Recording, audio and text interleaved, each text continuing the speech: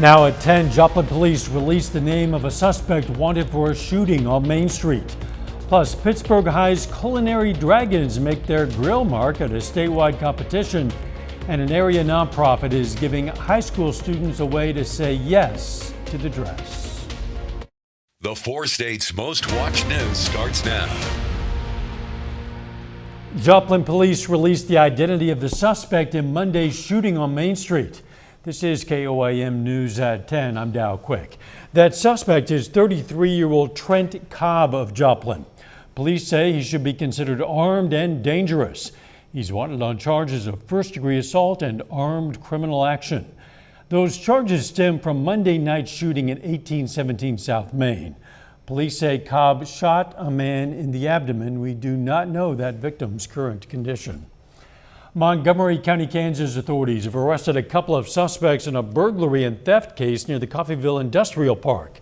A caller had spotted a car fleeing from a barn where a chain had been removed. Police say they found that car with the two suspects and stolen property inside. Charges against Robert Michael of Coffeyville, Kansas, and Jacob Lind of Altamont, Kansas include burglary, theft, and criminal damage to property.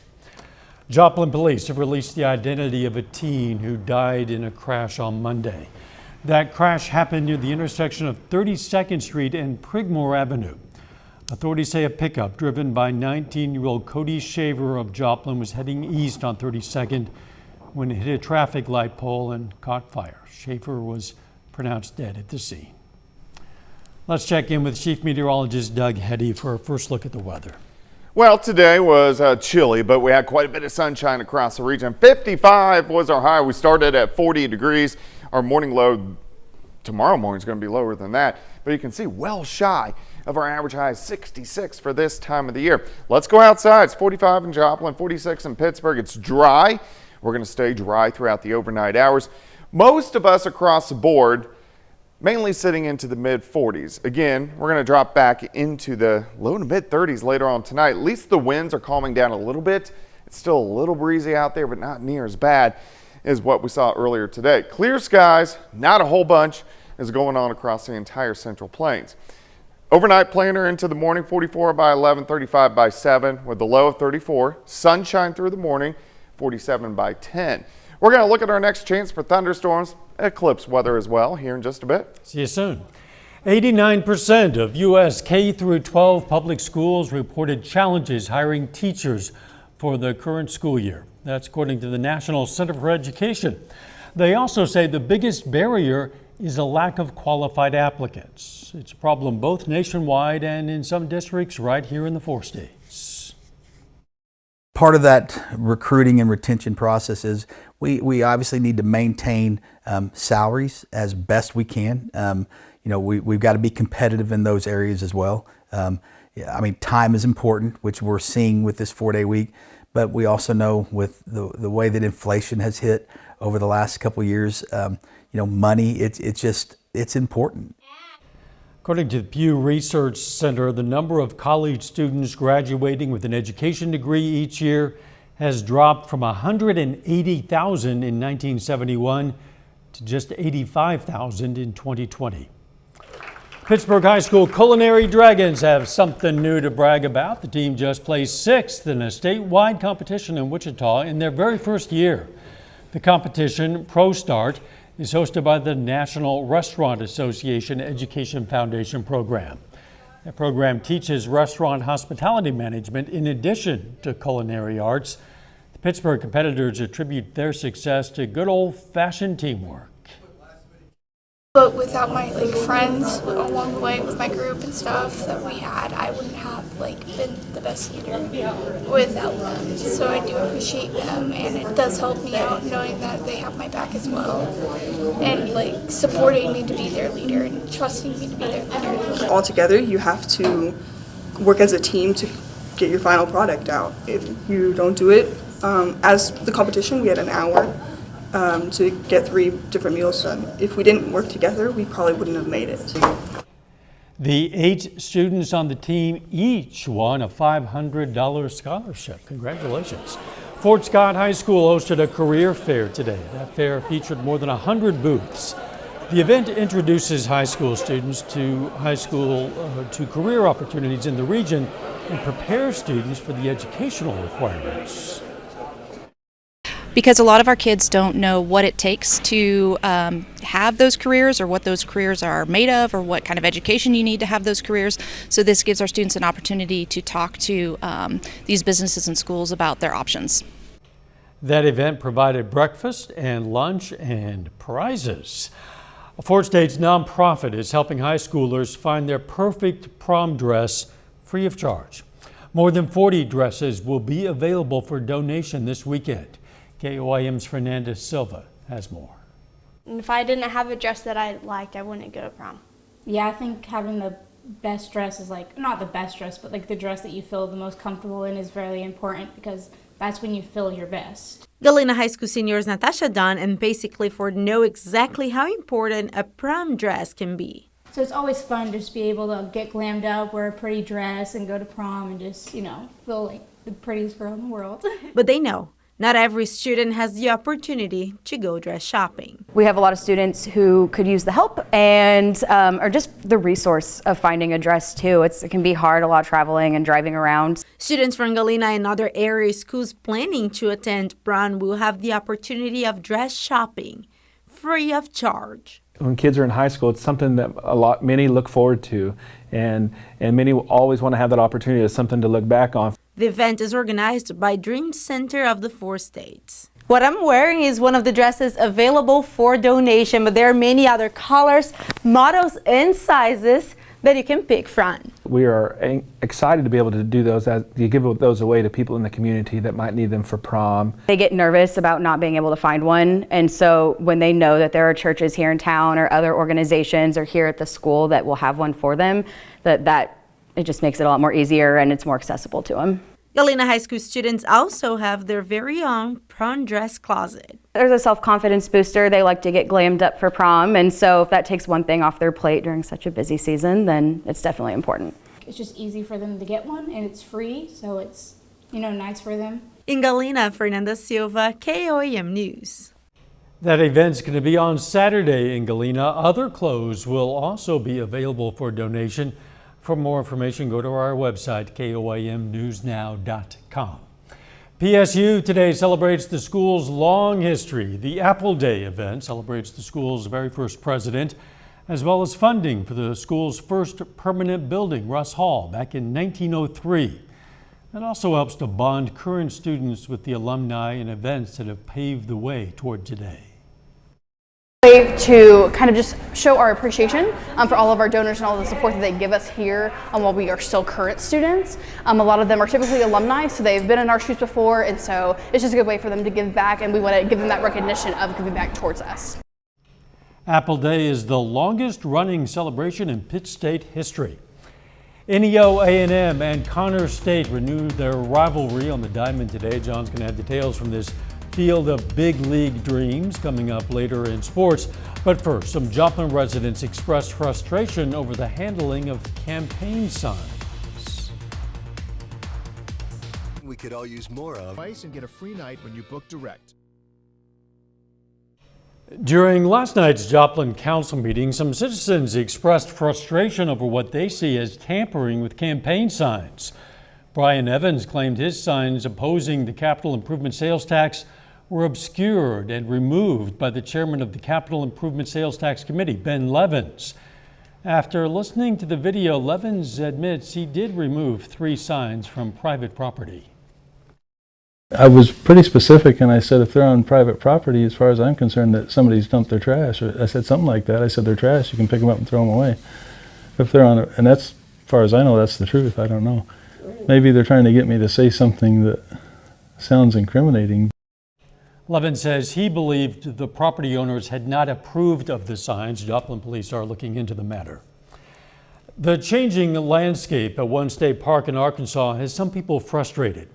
It's led many to sign a petition to stop the installation of pieces of art. Reporter Andrew Mobley explains. I don't even have an opinion of what that is. I couldn't tell you. It just looks like a blob of something. Whatever one thinks of the new sculptures at Pinnacle Mountain State Park, you can't deny how striking they are. These sculptures are referred to as the mushrooms. This one on the East Quarry Trail is called Crystallized Tears. The new art pieces, installed late last year, have not received a warm welcome from some hikers, who say they are so out of place that they distract from the typical goal of a hike, to escape into a natural environment untouched by humans. It looks like a jumble of trash. Looks like, somebody took a tornado wreckage from, and just stuck up there on a slab of concrete. Hamilton is clearly not alone in his view of the sculptures. Since he created the Change.org petition 4 days ago, it has received over 1,700 signatures. The aim of the petition is to prevent the installation of any more sculptures in Arkansas state parks. I'm trying to get in touch with Arkansas State Parks, some emails back. I haven't heard back yet, and I will present that to them, and just to see what they have to say about it, make it aware that the majority of the people who use the state parks, who like to get out there and enjoy nature, are not for, the sculptures like this. The Arkansas Department of Parks, Heritage, and Tourism provided the following statement to KATV concerning the sculptures. There was no taxpayer money used for this installation. It was a private donation through the Arkansas Parks and Recreation Foundation, which also privately funded Arkansas State Park monument trails at Pinnacle Mountain, Mount Nebo, Devil's Den, and Hobbs State Parks, recently named the best mountain biking trails in America by Outside Magazine. And not everybody is condemning the art installations. Matt Seelinger, an avid mountain biker, says they don't bother him or anyone he knows. We just ride by them and, catch it out of the corner of our eye, but we don't ever stop and go, ooh, that's really cool. Just doesn't happen. Some people have also pointed out that some of the art pieces resemble sculptures from the movie Beetlejuice. A little bit later, a high school senior gives the verbal thumbs up to becoming a Lion. John's going to have details on the standout athlete headed to MSSU. Plus another cold night for us tonight, but we are going to start to warm back up. We're going to look at that coming up. Only 5 days to the Creative Learning Alliance Eclipse viewing party.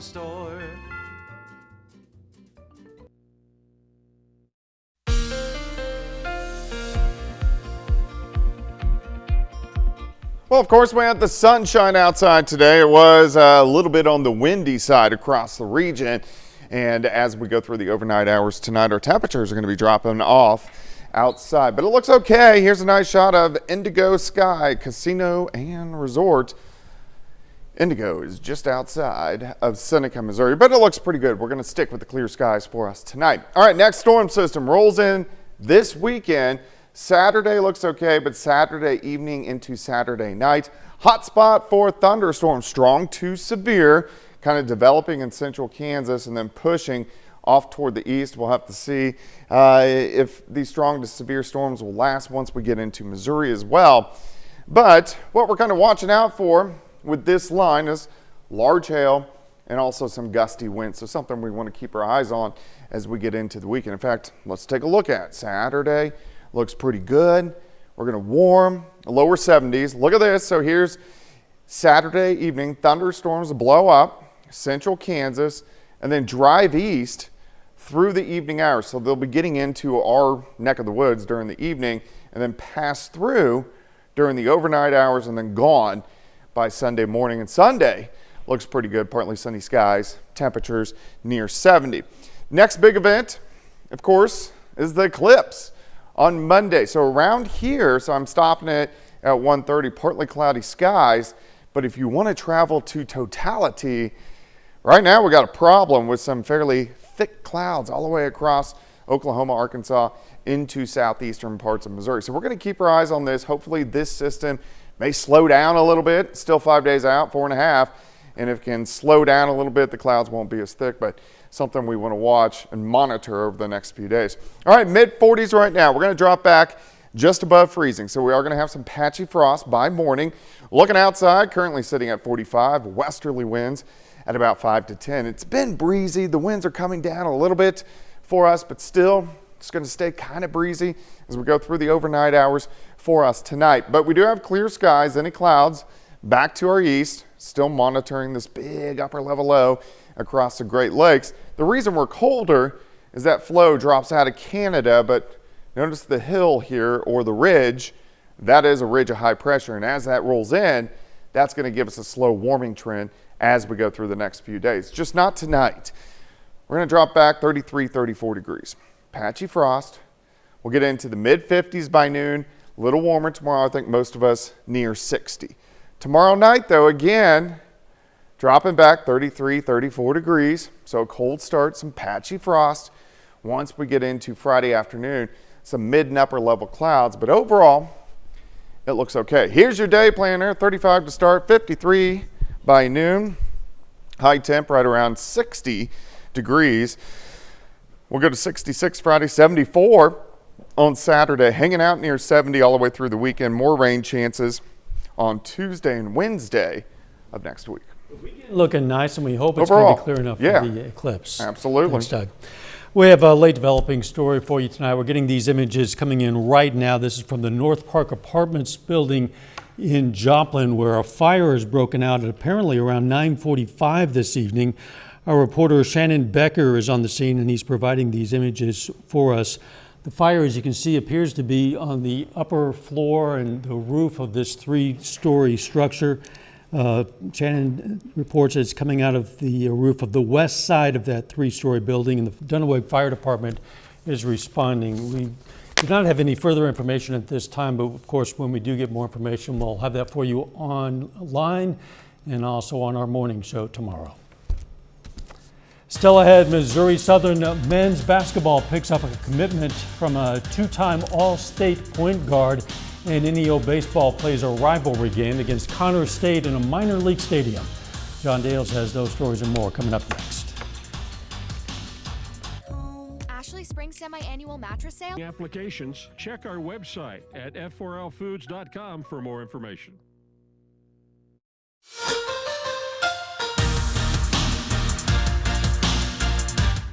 NEO Baseball has a special opportunity tonight. The Golden Norsemen play in the A&M Classic rivalry game against Connors State in the home stadium of the Tulsa Drillers. In downtown Tulsa tonight at One Oak Field, home of the AA affiliate of the Los Angeles Dodgers. NEO Baseball taking on Connors State. Bottom of the first, Wally Diaz launches this to right field. Solo Skalnick has trouble with it. That ball's going to drop down and a run's going to come in to score. Connors State up 1-0. Later in the contest, NEO trailing 2-0. Jackson Smith at the plate, and he hits this sharply over towards first. Diaz beats him in the race to the bag, but a run comes in to score. NEO is on the board, trailing 2-1. We go to the 6th. It's Diaz again. 2 runners on. He gives this ball a ride to deep right field. That's gone for a 3-run homer. Connors State up 10-1. Now to the 7th, Tommy Kaya drives this up the middle into center, run scores. NEO tries to rally, but too little, too late. Connors State gets the win, 12-2. It was an outstanding crowd. Dr. Stafford, our president, is the one that really started getting this going, and he's done most of the work, and we have a lot of people behind the scenes that really work hard to make this happen for us. You know, it's disappointing to get spread in a situation like this and a little bit embarrassing, but I love my ball club, I love my guys, and I think that we keep on working hard. I mean, it's pretty awesome. Being from Canada, we don't really have stuff like this, and just to come out and get a play on a field like this, pretty cool experience. Missouri Southern men's basketball finished its 2023-24 season just under a month ago. Now the Lions look ahead to the future. They receive a verbal commitment today. Cooper Francis announces on Twitter this morning he commits to Missouri Southern. He's a high school senior at Salisbury who took home 3rd place in the Missouri Class II state tournament this year. Here's more info on the newest commit to the Lions. Francis received all-state honors from the Missouri Basketball Coaches Association both his junior and senior years. He's a 6'4" lefty guard, and while leading Salisbury to a 3rd place finish in the 2024 state tournament, Francis averaged 34 points per game. The Kansas City Royals trying to get the series win in Baltimore. After a 5-hour rain delay, things get started, and Cole Reagan's pitching a gem. He goes 6 in the 3rd inning, striking out 7. He allows just 1 hit and leaves the game in line for a win. Royals already up 2-0 in the 7th inning. That's when Michael Garcia hits this the other way into right field and into the seats. Gone for his 3rd home run of the young season. It's 3-0.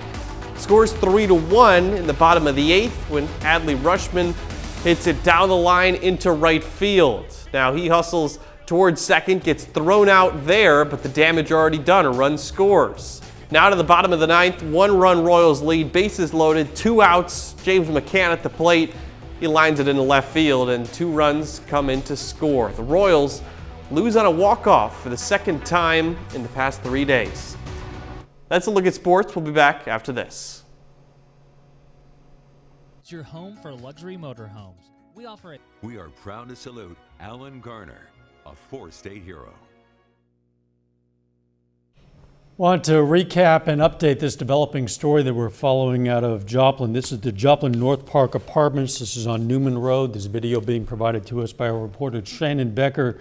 As you can see, there is obviously a fire there. It appears to be on the upper floors and the roof of this 3-story apartment building. The Dunaweg Fire Department is there. We see that the Joplin ladder truck, at least one of them, is there as well. Multiple fire hydrants being used on this. Our understanding is that this fire broke out around 9:45 p.m. this evening and obviously still underway. Shannon will be providing updates on this online throughout the evening, and of course you can get more on our morning show beginning at 5 a.m. tomorrow. In the meantime, the weather looking pretty good tomorrow. Yeah, we are going to have a patchy frost tonight. Temperatures are going to be dropping off, but 60 tomorrow, sunshine, 66 Friday, sunshine. And then some thunderstorms may get in here Saturday night. And of course, we're watching for cloud cover on Eclipse Monday. Final sports notes. The Thunder lose on the road tonight without 2 of their best players at Boston. The Celtics get their 60th win of the year, and the Thunder fall a game back of first place in the West. Okay. Thanks for joining us again. The morning show starts at 5 a.m. Let's make it a great tomorrow.